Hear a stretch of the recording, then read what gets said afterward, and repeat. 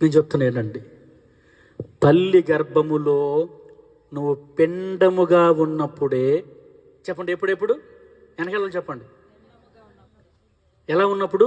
తల్లి గర్భములో నువ్వు పిండముగా ఉన్నప్పుడే దేవుడు తన గ్రంథములో నీ గురించి అన్నీ రాస్తున్నాడంట. దేవుని స్తోత్ర. ఆహా కొడుకా అంటున్నాడు దేవుడు, ఆహా కూతురా, ఆహా నా కూతురా, ఆహా నా కొడుకా, ఇదిగో నీకు ఈరోజు ముక్కు వచ్చింది, రాసుకో. ఎక్కడ చెప్పండి?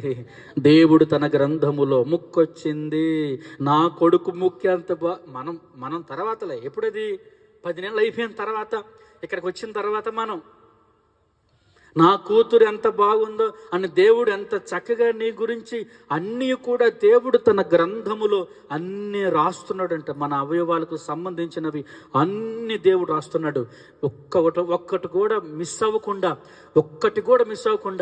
మనకు సంబంధించినవన్నీ గ్రంథములో రాస్తున్నాడు. అంటే తల్లి గర్భములో ఉన్నప్పుడే మన గురించి రాశాడంటే వచ్చిన తర్వాత రాయడా? అమ్మా చెప్పండి. ఇప్పుడు తల్లి గర్భములో మనం ఉన్నప్పుడే మన గురించి అన్నీ రాసుకొని సంబరపడుతున్న దేవుడు మళ్ళీ తల్లి గర్భంలో నుంచి మనం బయటకు వచ్చిన తర్వాత మన గురించి రాయట్లేదు అనుకుంటున్నారా?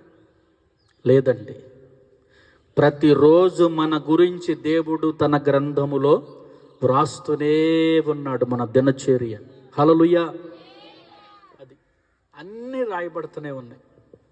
దేవుని దగ్గర గ్రంథం ఉంది. ఆ గ్రంథములో నీ వెంట్రుకలు కూడా లెక్కించబడి ఉన్నవి. స్తోత్ర. మనం లెక్కించలేం. మనం లెక్కిస్తామా? వెంట్రుకలు లెక్కించగలం? మనం లెక్క పెట్టగలమా?